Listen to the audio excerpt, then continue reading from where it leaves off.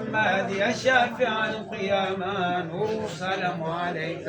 النبي محمد يا شافع القيامة نور سلام عليك. سلامي محمد المصطفى يا ربي صلوا عليه. سلامي محمد المصطفى يا ربي صلوا عليه. إليه يرد كل حب محمد صلوا عليه.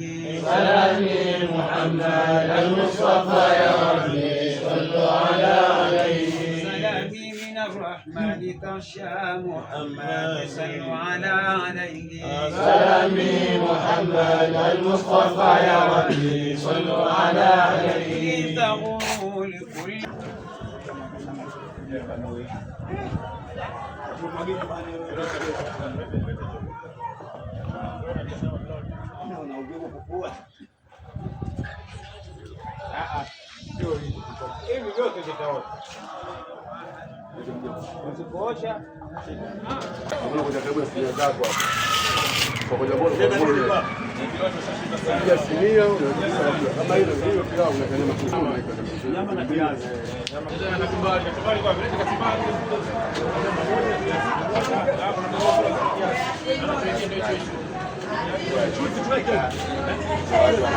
watu wanabagua chakula.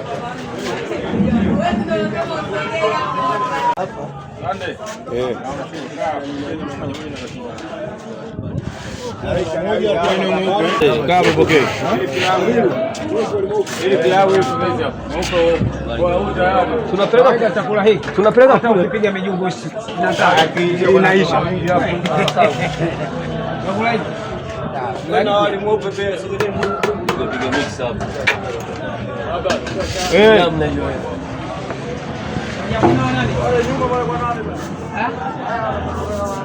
Mwenyekiti wenu mbona mumchukue mwenyekiti wenu? Bwana huyu ndo mwenyekiti.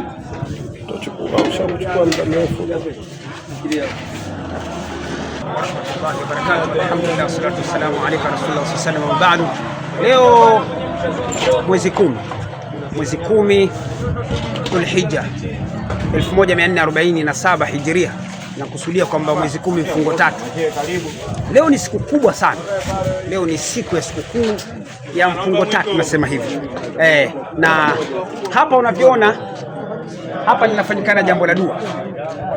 Fanyikana jambo la dua. Tunaendelea na dua kule. Hapa sehemu ya baraka inaandaliwa.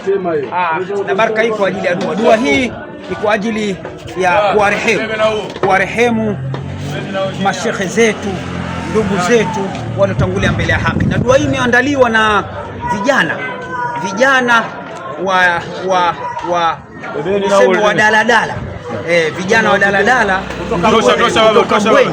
kutoka Mbweni ndio wameandaa hili jambo. Sio kwamba labda wameandaliwa na wazee, hapana, vijana. Na kama unavyoona hapa vijana watu, na vijana hawa ni madhehebu tofauti. Kuna Waislamu, kuna wamechanganyana. Sio kwamba labda vijana wamechanganyana, kwa sababu madereva hawa wako tofauti. Sasa alikuwa kushotoni kwangu, huyu ndio mwenyekiti wao wa vijana hawa wa daladala. Atajitambulisha jina lake inshallah taala kwa faida ya mtazamaji. Na mtambulishe kwa faida ya watazamaji. Watambulishe vijana. Kwa jina naitwa Mwalimu Serasera. Msaidizi wangu anaitwa Amili. Msaidizi wako Amili. Yuko wapi Amili? Ramadhani. Mpishi wetu hapa. Msaidizi wako. Katika mwenyekiti wa umoja wa vijana wa madereva ama au kwenye upishi? Madereva. La, ndio msaidizi wako. Umeona sasa, huyu mwenyekiti mwenyewe ni kijana na msaidizi wake ni kijana. Na vile msaidizi wake ndio kazi yake hii. Sio kama labda anafanya mweki. Hapana, hii ndio kazi yake, kazi ya upishi.